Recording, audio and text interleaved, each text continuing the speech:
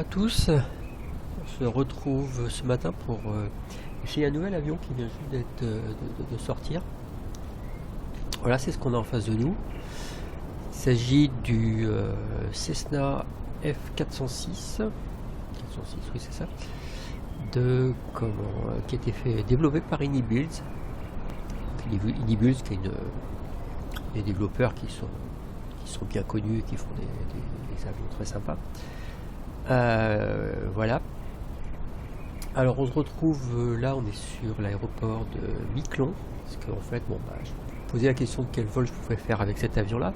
Et dans les livrets, il y avait quelque chose qui s'appelait Air Saint-Pierre, et puis en fait, il s'agit d'une compagnie locale, Saint-Pierre et Miquelon. Et d'ailleurs, c'est la véritable immatriculation qui est sur l'avion, Foxtrot Oscar Sierra Papa Juliette. C'est la véritable immatriculation de leur avion comme ça, ou un de leurs avions, je ne sais pas s'ils en ont plusieurs. Donc je pense que des vols entre Miquelon et Saint-Pierre, c'est le genre de vol que cet avion doit faire en réel. Bimoteur, 12 places, performant. Voilà, un petit avion qu'on va essayer. On va le faire en IFR. Il y a pas mal de vent en plus ce matin, mais bon, dans la région, c'est pas très surprenant. Ok, puis on va aller voir ça. Donc c'est une première version, c'est pas une version bêta, mais bon, il y a quelques bugs, j'ai vu sur les lumières, des lumières qui s'allument pas, que j'arrive à allumer d'une autre façon. Enfin bon, c'est un peu particulier. Bon, la simulateur 2024, donc il faut faire l'après-vol. Bon, alors là ils ont bien fait les choses. Il n'y a que 3 trucs à relever et on peut les faire de loin. On n'a pas besoin de se coller, de s'accroupir sous les ailes pour enlever les trucs. Donc c'est quand même assez rapide. Et puis voilà, je vais vous faire un petit tour de l'avion quand même.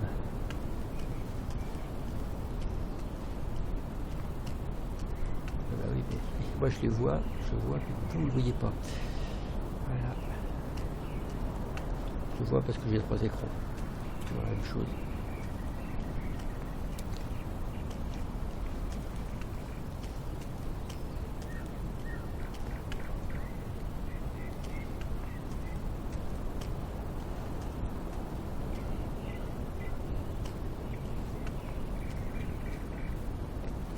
Et donc on va monter à bord. Ok. Alors vous allez voir, c'est assez simple à démarrer. Ça paraît complexe comme ça, mais en fait c'est très très simple à démarrer. Il y a le rôle de cette manette, là, je en parle tout de suite, mais c'est une sorte, ça ressemble à une manette de mixture, c'est Fuel. Alors d'après c'est pas une manette de mixture, ça ressemble quand même, c'est le même look qu'une manette. Apparemment c'est du on-off, alors qu'il y a différentes positions. Je vais vous les déplacer différentes positions. D'après ce que la doc que j'ai pu voir, en fait, c'était du on-off. Je ne sais pas bien à quoi ça sert. Il y a des choses que je connais pas bien sur cet avion encore, je viens de le découvrir. Donc pour information, moi je l'ai eu, mais je crois que c'est juste un prix de lancement. Je l'ai eu pour 29 €. C'est pas trop cher. Ok, alors j'ai pas encore paramétré tout mon Spadnex et autres pour pouvoir l'utiliser à partir de mes instruments. Donc on le fait un peu à la main. Donc ça c'est la batterie. Le fuel, donc la fameuse manette de fuel, on va l'allumer. Je pense qu'il faut mettre sur plein petit pas, donc on va le mettre sur plein petit pas. Qu'est-ce qu'il faut faire au début? Il me semble bien que c'est à peu près tout. Ouais, c'est très simple. Hein. Et ensuite, il faut lancer les moteurs. Ça lance ici.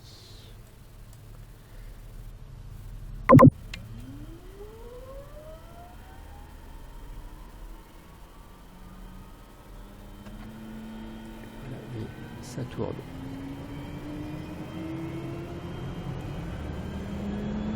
Alors ça se fait soit pas dans la vraie vie, évidemment.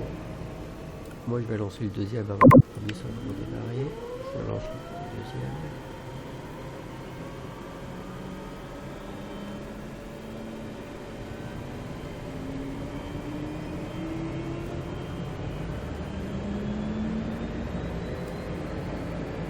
J'ai pas dans le désordre, je n'ai pas encore regardé le checklist. J'ai vraiment eu aucun mal à démarrer. Voilà, ça c'est les aggravateurs. On peut se charger.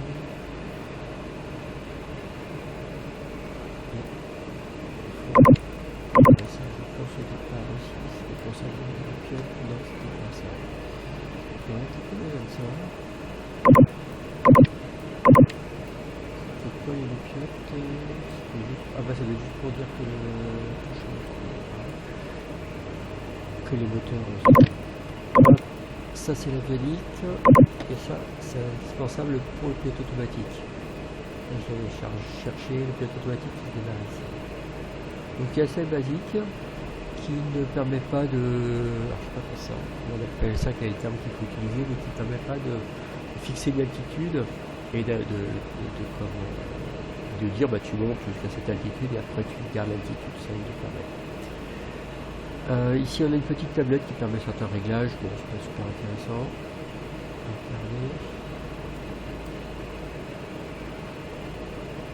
Je pense que les moteurs là, ici. Les deux lookouts là-haut qui sont de top.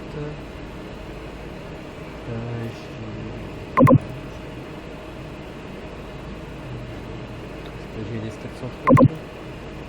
Voilà, donc on va utiliser le... Alors on va faire un VCFR. Mais c'est pas ça que je vais voir. Le carburant aussi en particulier.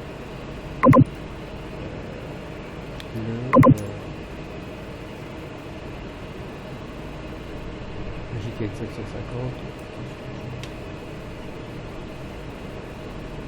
Et on va se programmer un petit vol IFR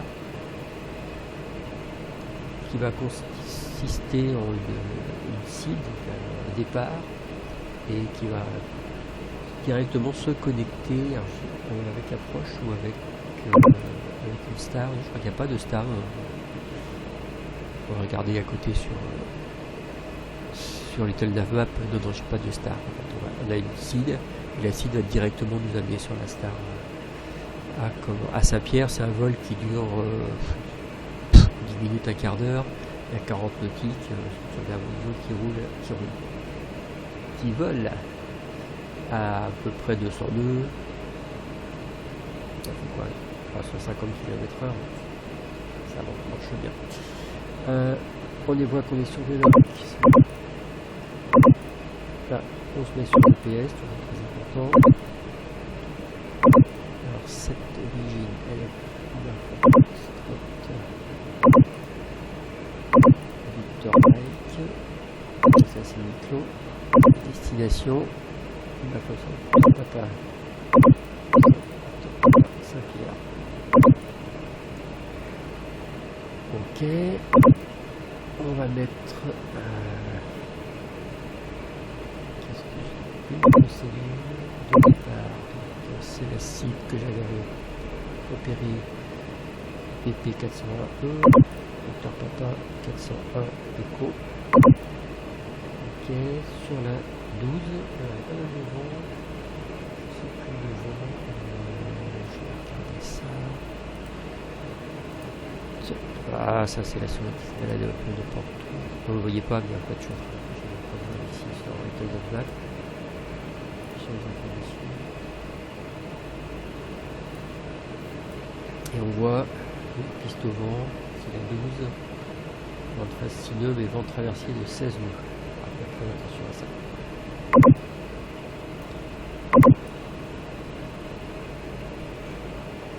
On va avoir un vent qui viendra de la gauche, il faudra mettre le manche à gauche. Donc la 12. Voilà, donc il m'a rajouté des points. Ici, je vais arriver, ça sera du RNAV. Il y a une ILS à Saint-Pierre, mais dans le sens. Alors, RNAV sur le 08. Alors, c'est la VP 402, pas la VP 401. La VP 402 qui va parler vers ici. Ok.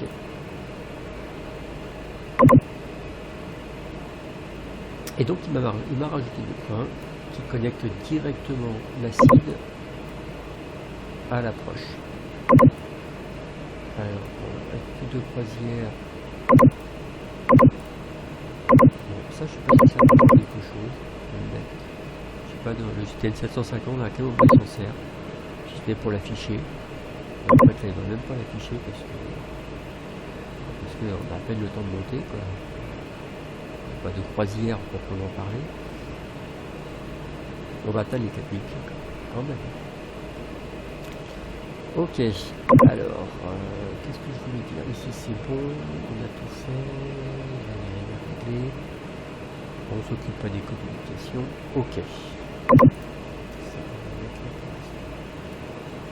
Qu'est-ce qu'il nous reste? L'altitude, ah voilà. Regardez, les infos à Miclo. Alors, Miclo, on voit 1016 de pression et on voit, je suis devant la 12, la 6, la 16 de côté. Là, on va se mettre une 16.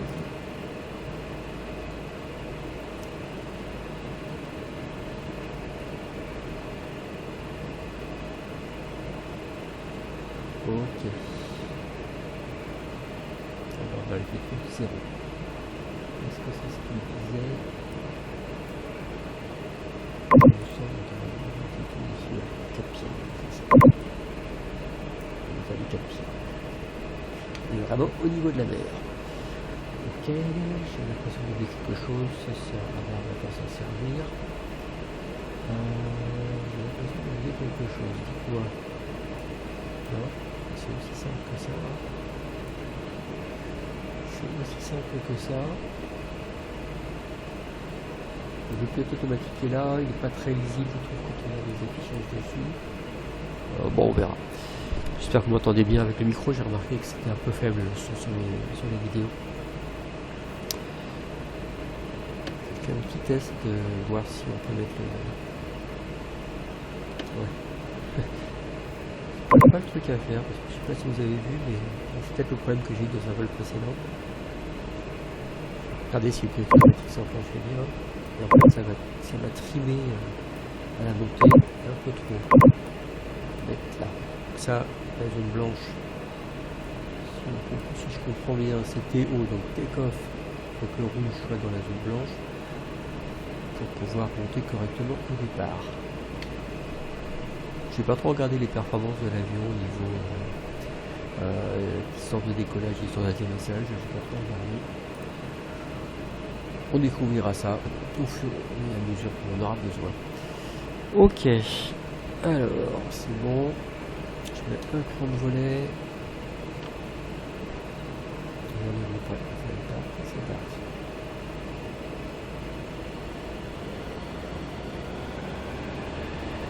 Vous avez vu, c'est vraiment très simple à démarrer. Les avions en galère, on ne trouve pas. Là, il n'y a vraiment pas grand chose à faire. Je n'ai pas regardé la checklist complète, mais il y a pas mal de vérifications dans la checklist. Ouais, il va montrer ici, là, si vous voyez, ce sont les volets en fait, qui sont là.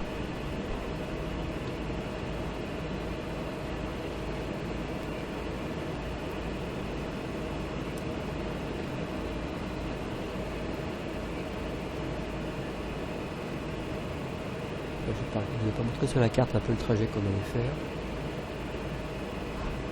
Donc là je remonte vraiment de piste. La piste qu'on a derrière soi, ben, elle sert à rien. Donc, ça n'a rien à voir derrière soi, on peut avoir de la distance de piste. Vous savez ce qui peut se passer.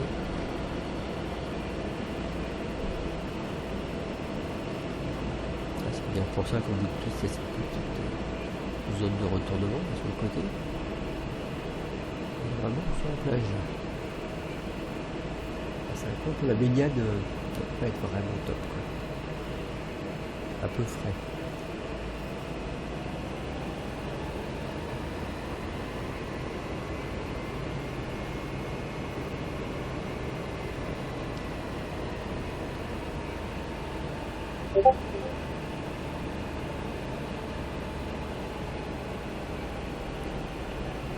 Ok, je m'arrête là, je remonte le parc, je vais vous montrer quand même sur la carte un peu l'idée de ce qu'on est en train de faire, parce que non, c'est pas ça du tout. Ah ouais, ces trucs là, le menu qui se prend la tête avec le GPS, donc on va voir sur la carte. Donc, on part de Miquelon, on va partir tout droit, tourner à gauche, qui est l'autre gauche à droite. Voilà. Juste rejoindre, atteindre ici le point P402, je crois que c'est à partir de là qu'on commence à descendre. On va monter sur quelques pieds et arriver sur Saint-Pierre ici. Et prendre l'approche AirNav. Donc une approche AirNav, c'est une approche GPS. AirNav, ça ne veut pas dire radio-navigation comme on l'entend trop souvent. Ça veut dire Area Navigation, c'est-à-dire navigation de surface, que c'est comme ça peut être traduit en français, ce qui ne veut pas dire grand-chose, je trouve, mais bon. C'est navigation au GPS. Et qui fonctionne, alors c'est pour ça qu'on est très important pendant l'approche d'avoir un QNH bien réglé, alors une altitude bien réglée, parce que la descente, c'est pas le GPS qui le gère, c'est à l'altitude en fait. On va se baser sur la pression atmosphérique, sur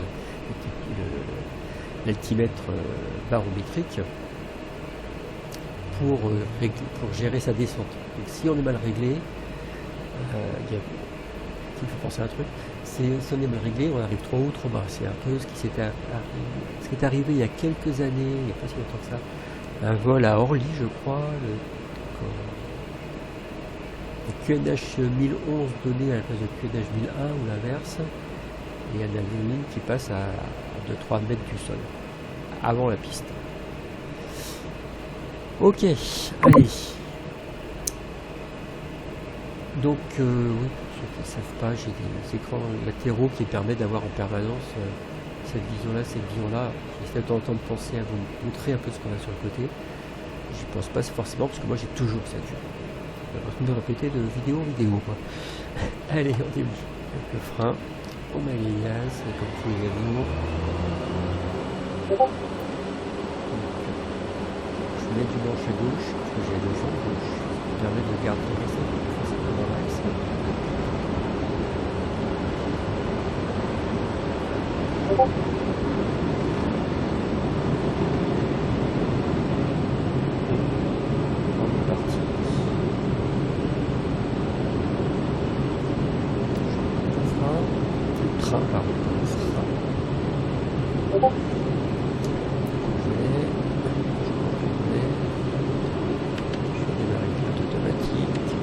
Mettre sur nav,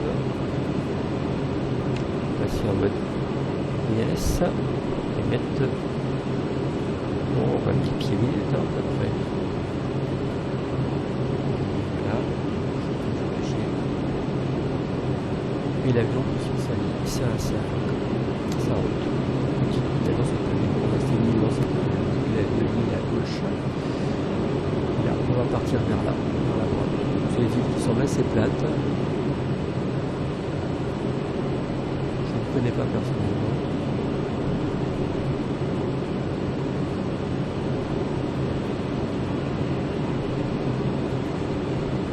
Réduire un petit peu la vitesse, monter peut-être un peu plus vite.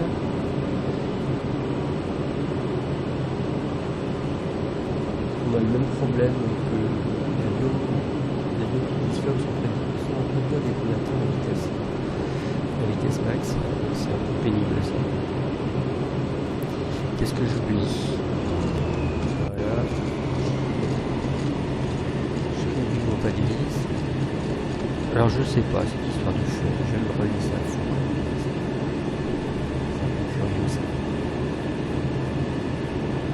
Ok, je surveille la vitesse, l'altitude aussi. 500 pieds.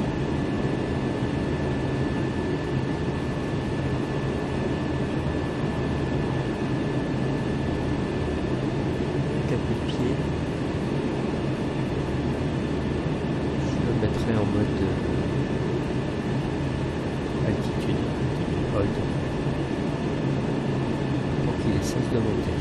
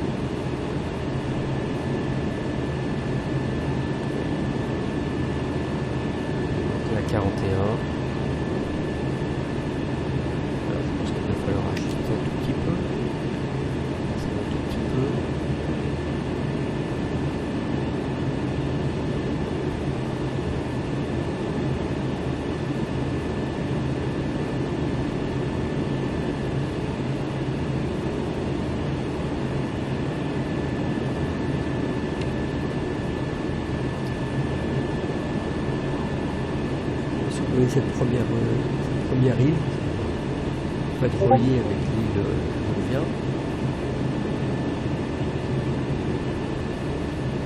Prochain point, normalement, on va tourner un tout petit peu à droite.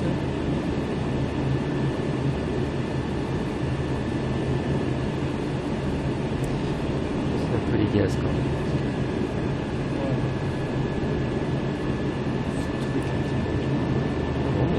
En fait, c'est l'arc blanc.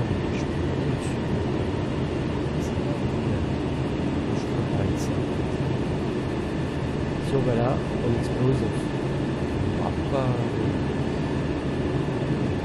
Ça ne viendra pas, ça c'est un problème.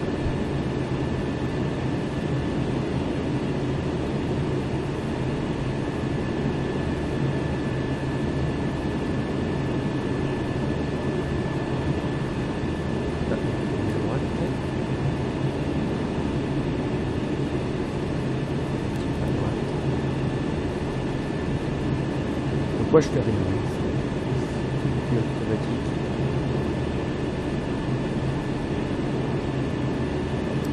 Regardez sur le plan vol.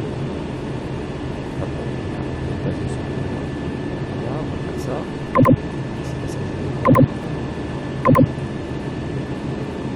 Voilà, on est déjà dans l'approche.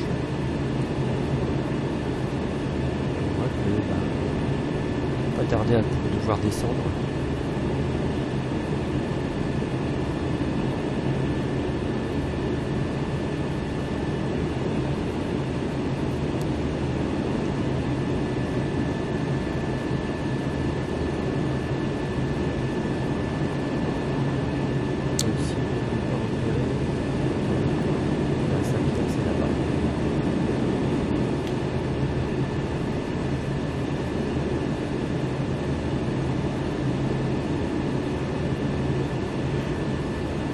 Bon, on va attaquer la descente. Donc, je vais sur le DS, vertical speed. Je mets un peu les gaz, surveillant la vitesse. Vous voyez, la vitesse elle monter. Donc là, on va descendre à 1900 pieds. Le CNH lui doit être le même.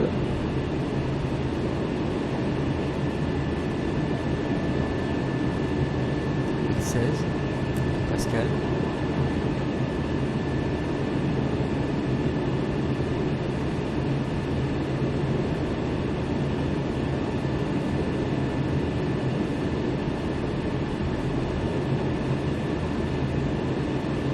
Ouais, j'espère qu'on va avoir cet avion là, mais je pense qu'on l'aura chez les Delver, donc une VA, donc une agence aérienne virtuelle. Je suis inscrit et qui propose des missions. Comme son nom l'indique, c'est un push diver, ça c'est une mission de boost. Sur des petites pistes, souvent on peut aller sur des toutes petites pistes. C'est bien mon truc. Avec cet avion là, je sais pas, ça va être limité par contre. 12 places, il va pouvoir remporter pas mal de points. C'est pas mal sur certaines missions, ça peut être intéressant. Ensuite, par rapport à un PCU, ça va être un peu pareil. Alors 1900 pieds, on a 2009.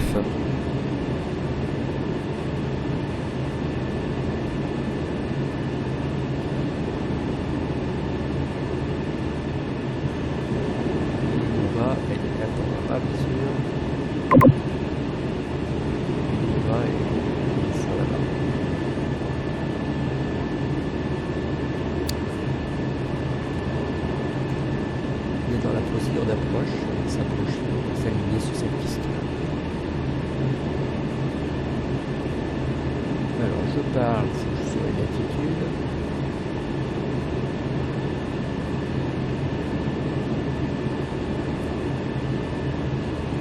J'ai le temps avant d'arriver à 1900 pieds. Tu vois, c'est pas le prochain point. On arrive d'un prochain point, on va tourner à gauche.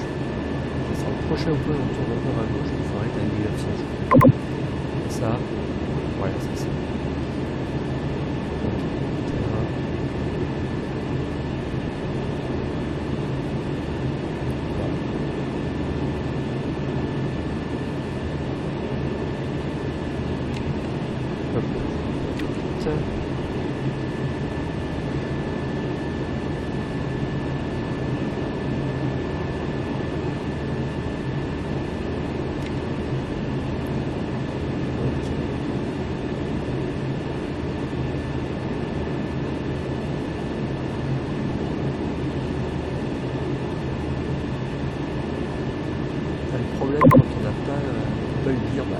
Telle altitude.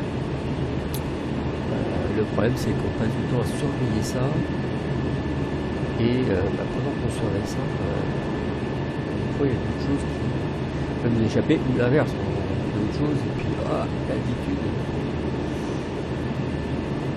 c'est quand même un avion qui peut monter à 30 000 pieds, donc monter longtemps, on peut perdre un peu le fil du truc. Il faut être quand même bien attentif.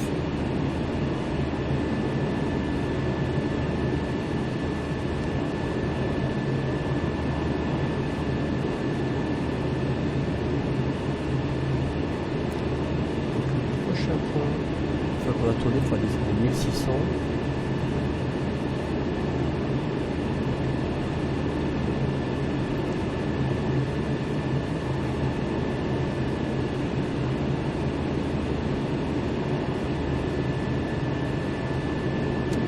Temps pour faire ça. C'est sympa. Pour découvrir un peu sa pierre électrique. Il faut avoir beaucoup de vent à l'atterrissage, voir comment ça se passe. Alors on va retourner à gauche, voilà, ça part. Je commence la descente. La vitesse c'est bon.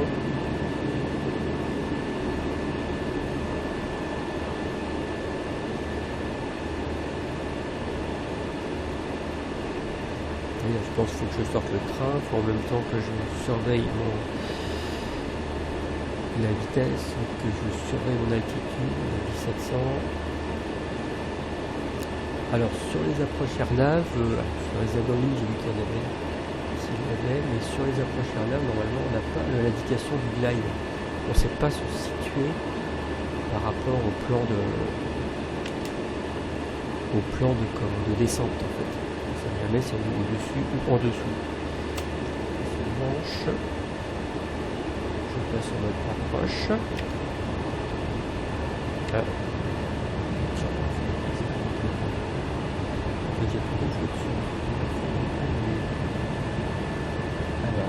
regarde ici, ça doit être ça qui pose le mode approche.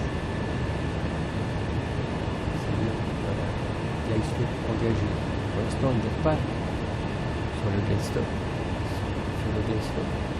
Il y a un moment, on va arriver à un point, il va descendre tout seul. Là, il maintient une vitesse de 1600. Ça se rend compte. Si on est tout petit peu au-dessus, parce que ça sert à rien de corriger. Surveille la vitesse, je vais mettre le chrono volet.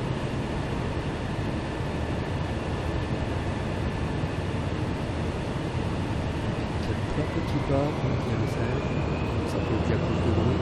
Alors c'est un avion qui est vraiment bruyant. Là j'ai le mode simulation de casque, ça va, je pense que vous entendez bien. Et la première fois que j'ai volé avec, c'était chaud. C'était vraiment du bruit. Et pas du fait du moteur, j'ai essayé de baisser le volume des moteurs, ça n'a pas changé grand chose.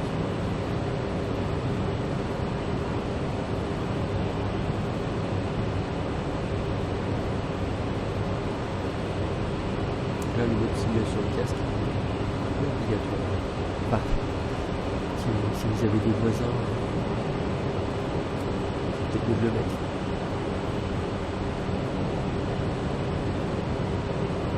Ok, on approche tranquillement du point.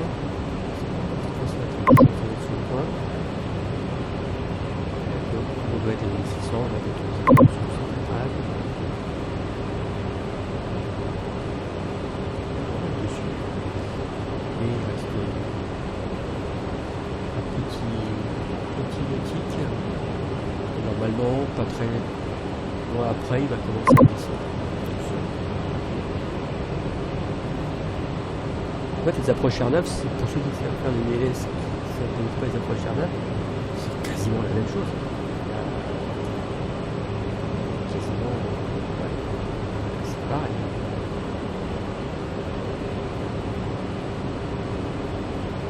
Pas tarder à descendre.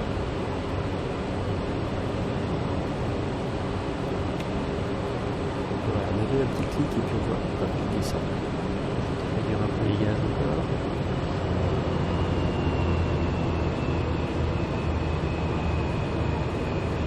Très important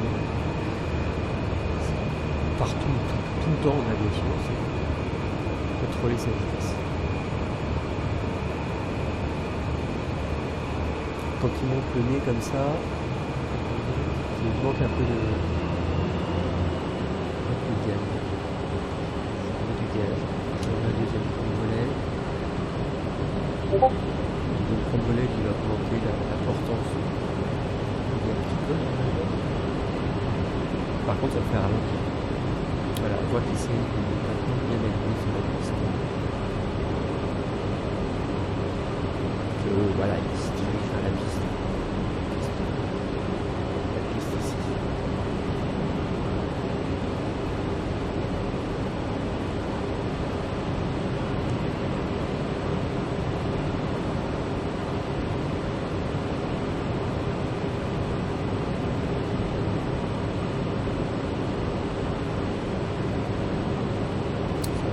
Pour l'instant, pas trop compliqué.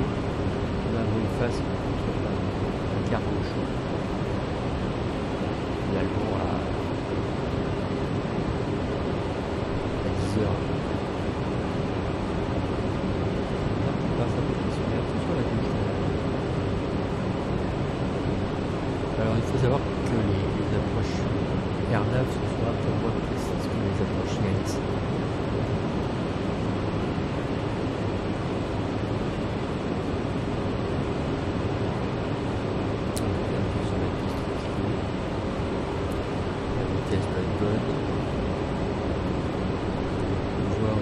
Papy, juste à l'île de la piste, voilà, deux bords de gauche, ça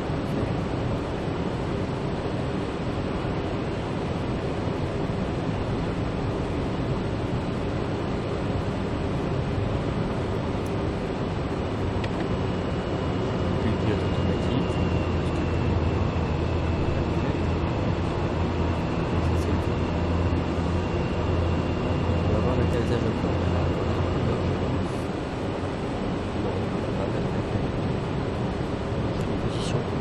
Non, c'est pas cette position, c'est déjà la bonne position. Un peu haut. Je n'ai pas encore mon détail.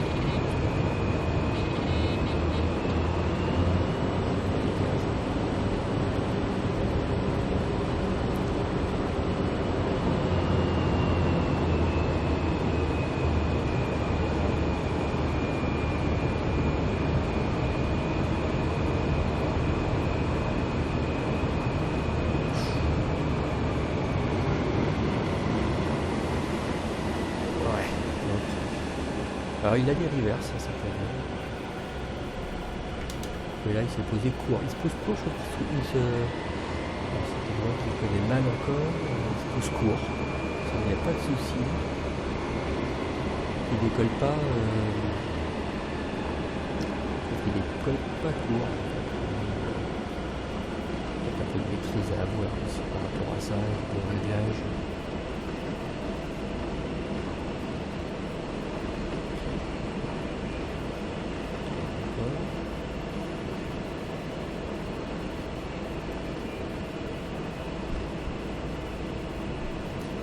voulais faire. Un truc que je voulais faire, je sais plus quoi. Ça va.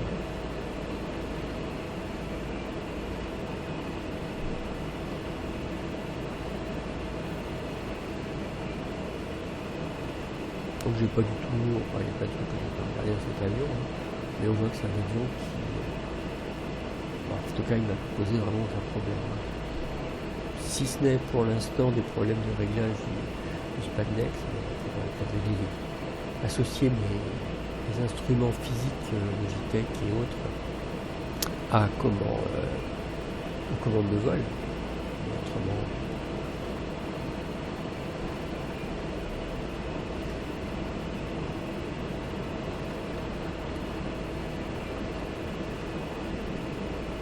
non, c'est pas mal.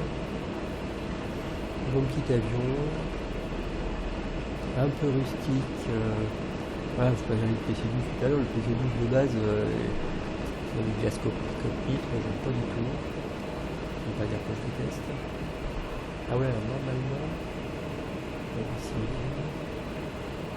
l'emplacement, il y a une petite camionnette. Ah bah elle est aussi.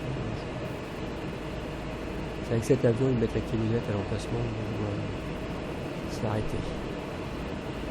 Obligé non plus. Moi je disais le PC12, le glace cockpit, c'est bien, mais enfin, c'est pas toujours très lisible.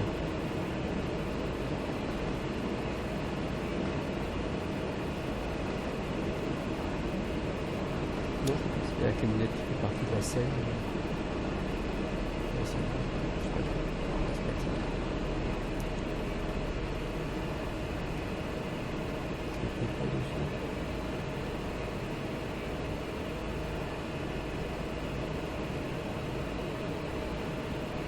Ah si si, et vous savez comment je sais que ça fait c'est ce truc qui fait partie de la scène. Alors moi je sais pas si vous l'avez vu, moi je les ai plus. Je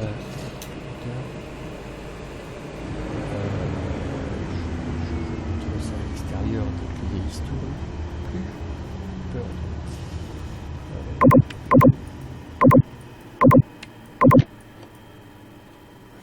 Voilà, c'est il faut que j'associe les instruments. Oui, je disais si on sort dehors, en fait je sais que c'est le bon emplacement où il m'attendait parce que c'est, vous voyez, ces deux petits bâtons là. Normalement il y a une personne qui les tient, mais chez moi c'est que des fantômes. Le Flight Simulator 2024. Alors je sais pas si vous les avez en 2024. De même j'ai pas les passagers du tout dans les avions. Je le vois sur certains avions, ça dépend, ça c'est variable. Mon petit bonhomme là, mais je le vois aussi dans l'avion, mais là j'ai plus que les bâtons. Et je sais donc que cette camionnette, elle est, en fait c'est le carburant, c'est quoi? Ouais, c'est le carburant ça. Non. On dirait un truc de... Ça fait penser... Non, ça doit être... ça doit pas être le carburant, ça. C'est pas une citerne. Ça doit être le GPU. Je sais pas qu'on pourrait brancher un GPU peut-être là-dessus. Donc GPU c'est la batterie externe. Ok, allez, on va monter avec l'avion. Qu'est-ce que je voulais vous dire là? Dans l'avion, ouais. Oui, quand je me... Ah non, hein. Non, quand je me décale comme ça marche pas, mais quand je regarde là... Attendez, hop. Voilà. Quand je me décale sur la case de droite, sur la case. Je sais pas pourquoi je dis ça. C'est pas une case, non, c'est autre chose les cases. Quand je me déplace sur la place de droite, en fait, je me vois. Bonjour. Ok. Allez, bah écoutez, je vais vous laisser. C'est un avion que moi je trouve bien. J'ai pas tout découvert encore dedans. Évidemment, ça fait moins de 24 heures que je l'ai. J'ai fait 2-3 vols. Juste pour l'essayer, pour vous le montrer. Mais bon, ouais. Puis il a une bonne tête à l'extérieur. Intéressant. intéressant. Bon, bah écoutez, je vous laisse et puis bon, à la prochaine vidéo.